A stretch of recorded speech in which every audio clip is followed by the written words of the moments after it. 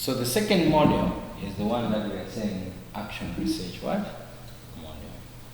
So again, it has a number of steps that we are going to look at in terms of action research. So there are about 1, 2, 3, 4, 5, 6, 7, 8. 8 steps that we are going to undertake in order to bring in what is known as action research. So I did teach you research methodology, and we talked about this issue concerning the 2 types of research where we looked at the applied but also the action research, basic research, and what is known as the action research. Yeah. So if you remember correctly what action research is all about, then you will understand this particular theory, that what we are making are informed decisions. Yeah? They are based on specific information that we have basically collected. Yeah? And that's what makes it as an action what? As an action research.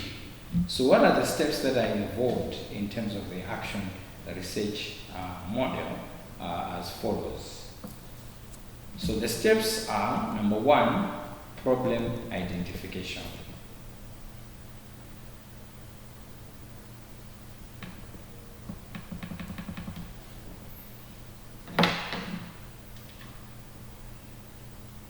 So what are we saying by problem identification is that no one can just come and say we need to zinto zisinte.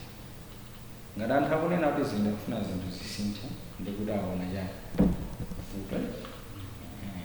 So it means every change begins by first of all looking at what is the problem. Okay?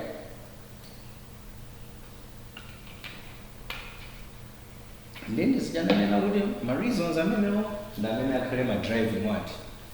My driving forces. So those problems that we see are the ones that are driving us now to make sure what is done. Yeah. So we have to identify what is the problem at hand. Are we making losses? Are we not efficient? Are we not effective? What is the main problem? So it has to start basically with the problem identification. And you are sure that if we introduce change in the organization, then these problems are basically going to be solved. So number 1 is problem identification. Number 2 is consultation with a behavioral science expert. Consultation with a behavioral science expert.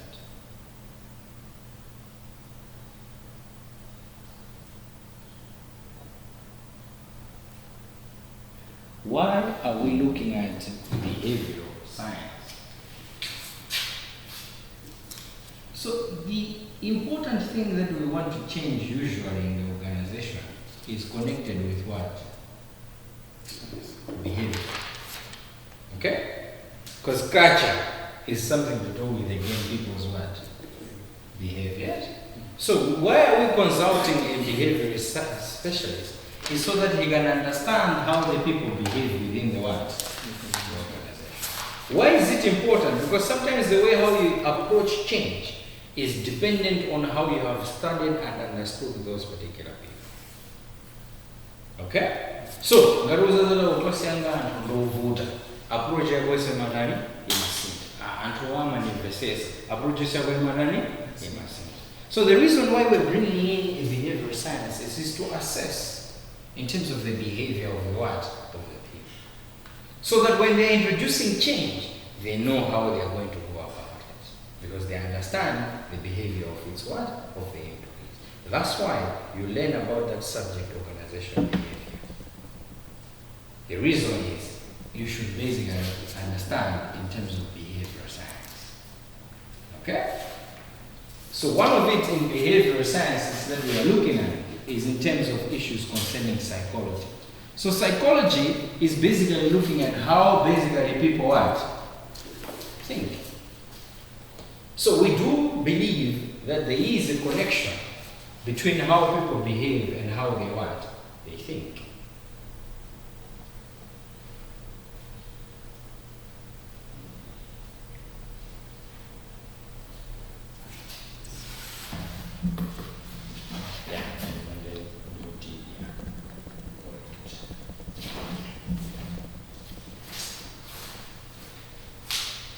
I was saying that one of the ways of how they're looking at behavioral science is to understand how people think, and that is the study of psychology. So what is the connection between how people think and behave? So people do think that there is an association between the way how we behave and the way how we think. Nangajifanya na mwangajijokusa mmane na uli wakaniza bandi. Yeah? But the thinking affects the behavior. But of course, there are also times where sometimes you behave and later on you what? Reflect. You think before you act. That's what people say. Think before you act. But there are other people that can act and later on what? Think. But what we are saying is there is an association between these two variables. Okay?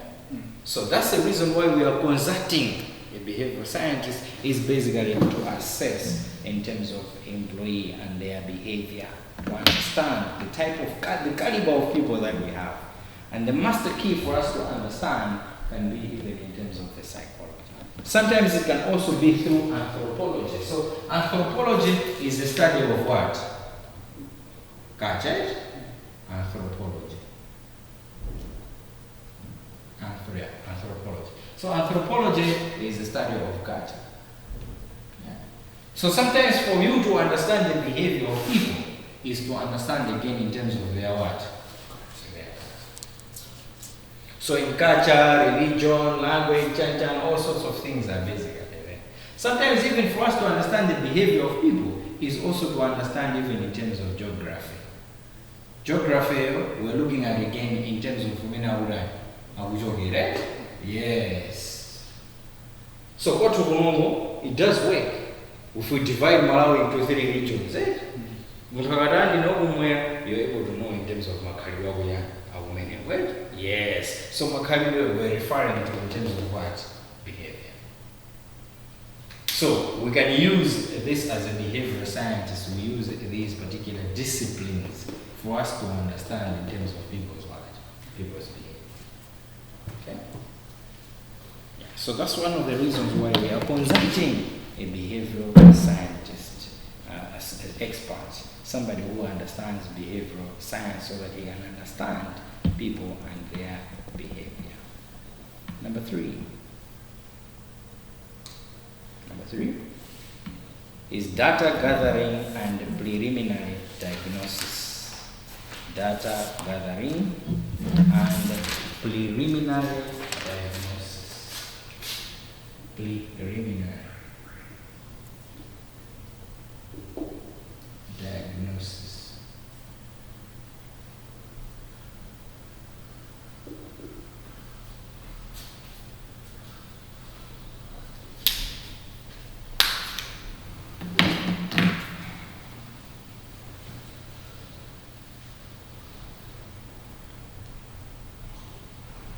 So what we are saying is that we are not just going to rely on the problems that we have identified. We further want to gather information, but also critically diagnose, critically check, critically evaluate or analyze and understand that indeed this is a problem. Because sometimes what someone can see as a problem may not necessarily be a problem. So we want to see how substantial is this particular problem, but also to know probably what is causing this particular problem. Because it's possible that at the end of the day you change things and that problem hasn't disappeared. It's because you haven't realized the cause. Yeah? You haven't realized why that particular problem is coming. Why is that so? It's because you haven't gathered data. You haven't critically evaluated the situation at hand. Okay? So at this step, write down some notes on the data gathering and preliminary diagnosis. It involves gathering appropriate information. It involves gathering appropriate information and analyzing it.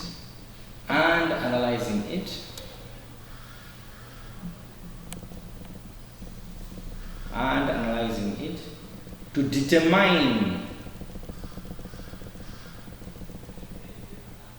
determine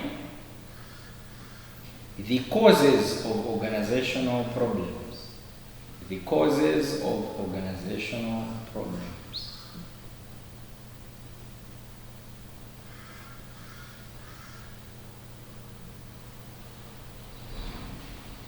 Full stop, continue. There are 4 basic methods of gathering data.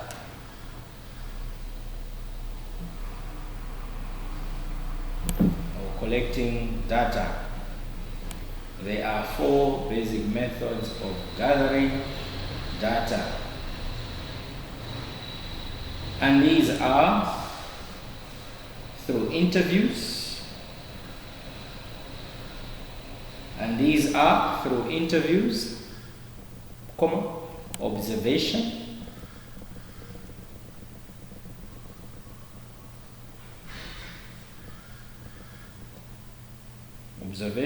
questionnaires,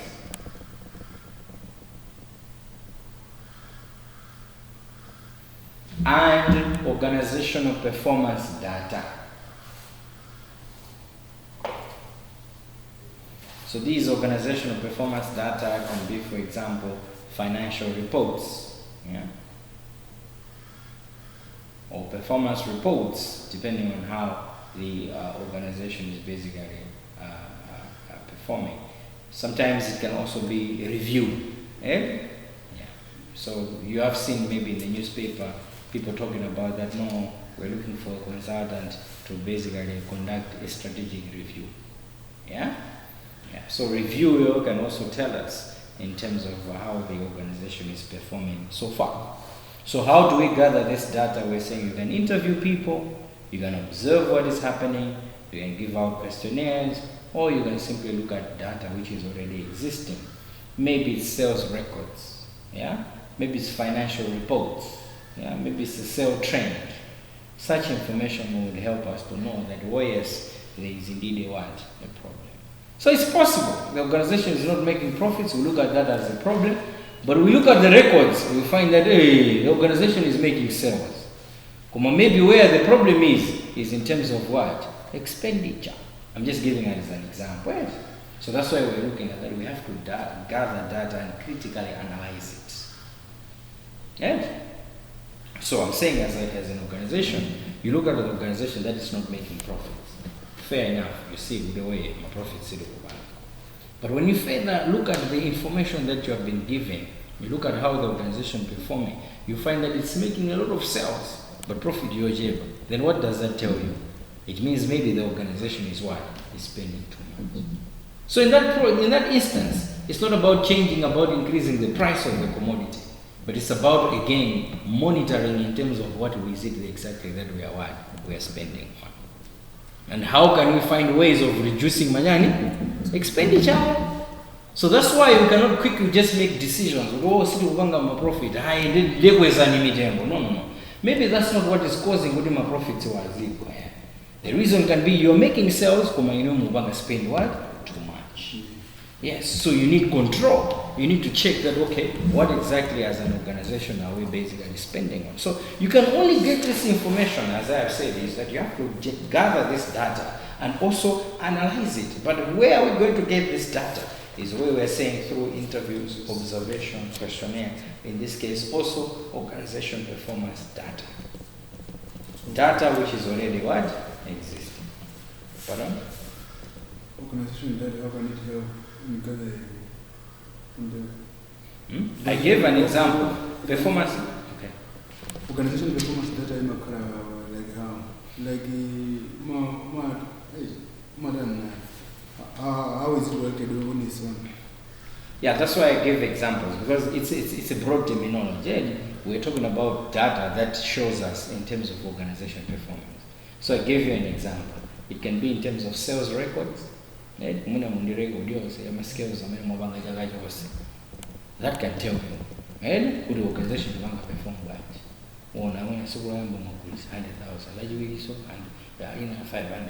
It can tell you every day it is done.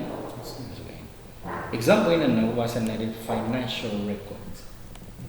See, financial statement at the end of the year. Yes, so to cash flow statement you want is about. Profit and loss statement you want is about. So we are able to know, are we making profits or are we not making profits?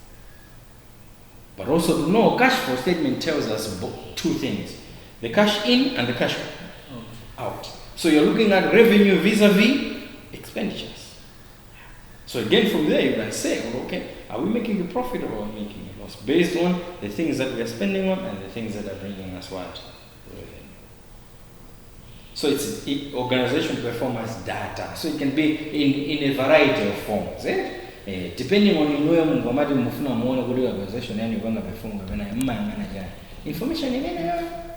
information. So it can be in terms of sales information, daily entries, my sales minimum pangia, can be the financial statements as I've said. Okay? Yeah. So those are just some of the data that we can basically look at. It can be even in terms of asset register, okay, Mugagula assets. Banga record asset, what kind of assets do you have as an organization? Because that increases the value of the what? Of the organization. Yeah? So many things in terms of data. It can even be data in terms of your employees. If we're looking at HR, how many employees do you have? If many of them are leaving, it also shows you that there is something wrong. There's a problem, because then why are people leaving? Yeah? So all that it basically also shows in terms of how the organization is simply performing. In a very good example might be, you have seen probably this in newspapers, where an organization is trying to hire a consultant to conduct a mid-term review. Yeah? So you can have a plan to say, okay, plan you in 2 years. Katika adumaka musali sure. Tabanga 6 months, musidi uzio 6 months. Tabanga kudali kwa. So sometimes you can conduct a mid-term review to see, okay, the plans that we have made and the action, are we really moving in the right pace? So how far have we accomplished the objectives that we have set? So let's say the objective in raw, obviously it will be 100%, but okay, in 6 months, have we managed to do at least 25%? 50%. Or 50%, something like that. My figures in the because what we want to do is simply to review, to know where are we now. Are we getting there? Are we moving in the right direction? Maybe we're really very slow, we're at 17%, we might get 6 months yet. Yeah? So those are the issues that we are basically looking at. Yeah, so that's what we are looking at in terms of organization performance data. So it's any type of data that will help us for us to know in terms of how the organization is performing. Okay?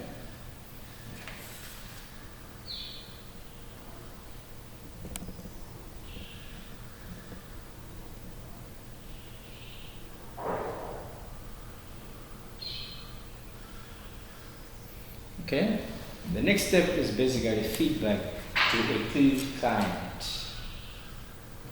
Feedback to a key client. So who is this client? Sometimes it might be the managers, it might be supervisors, it might be even the owners of the of the organization, who are interested in such kind of information. So they'll tell you what the problem is, but after you've generated your data, you have done your analysis, you can also go back, say, if you have analyzed, A, B, C, D. You're giving them what? Feedback, yes?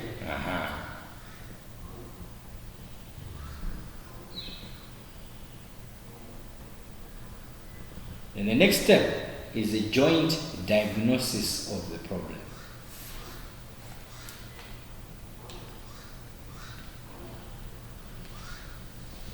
Joint diagnosis of a problem.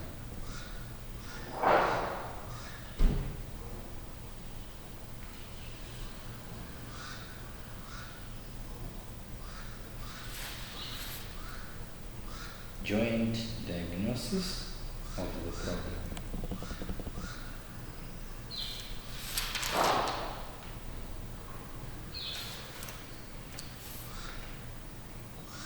So what we are saying is that sometimes change issues as an organization, we might decide to bring an internal or an external personnel. Okay? Sometimes consultant as a change agent, or sometimes we may use an internal. Yeah. So what are we saying in terms of joint diagnosis is that there should be a close interrelationship, yeah, and people should agree with the way so someone who has gone to collect the data and analyze the data has to present again to the members of the organization, and they should say about the problems that they are faced, and people should really justify. So that's what we are looking at, joint diagnosis. What is the problem at hand? Do we really look at it as a problem? Yeah. So there should be some collaboration. Yeah. That's why we're looking at interrelationship between either the consultant and the members of the organization.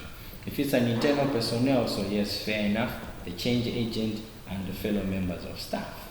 Yeah. So it should not be one thing, because sometimes the way how you look at things cannot be the same way how other people are looking at it and understanding it. Okay? But also what may seem to a problem like to you, maybe to others it's not a what? It's not a problem. So that's why we're looking at that. Can we really analyze these problems that you have identified and agree that indeed they are what? Problems. So joint together. Eh? You have a question there? You have a question? Okay, I thought you wanted to ask me something. Now, if we have a joint diagnosis of a problem, the next step is basically joint action planning. So it means again, okay, what actions are we going to take? Tikwirizane right? Tisintajana. Oh yeah,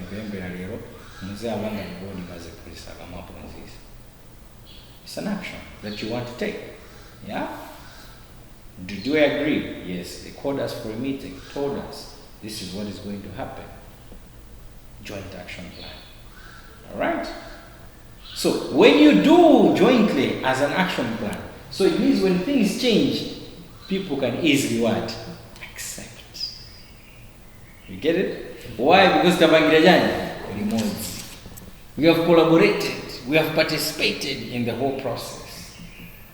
But if you don't participate, that's why people will become resistant to change. Because sakuziwa kuti chifukwa chake chomwe mukusintira zinthu ndi chani, komanso kuti chopangisa vuto libwere ndi chani, komanso kuti tidagwirizana ma actions taonadi kuti action ya nzeru ndi imeneyoyo. So afunika anthu afika pomvesesa zimene. So to do that, it has to be jointly done together. Not only bosses meeting together and just imposing it, no, but everyone that will be affected by this particular change needs to participate.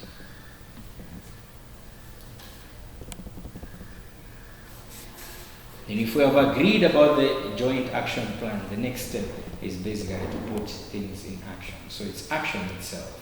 So MBDI is just a plan, then later on we simply put it into action. So by action, we 3-step movement. Where now you begin to put things into action.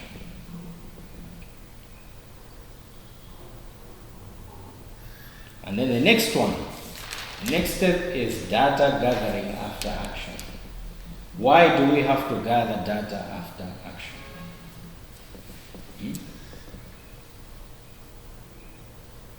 Why do you think so?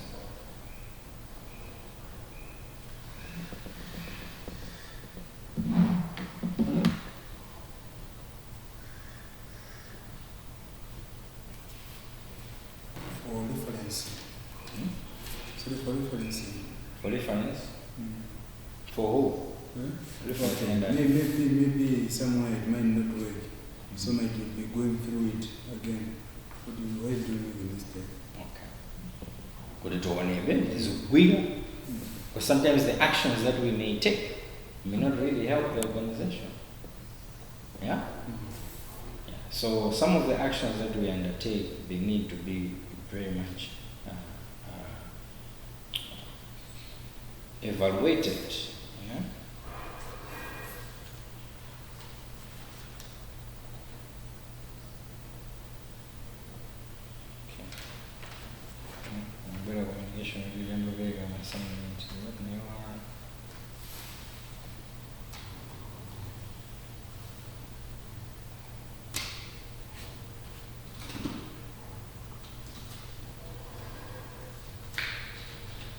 Good, good.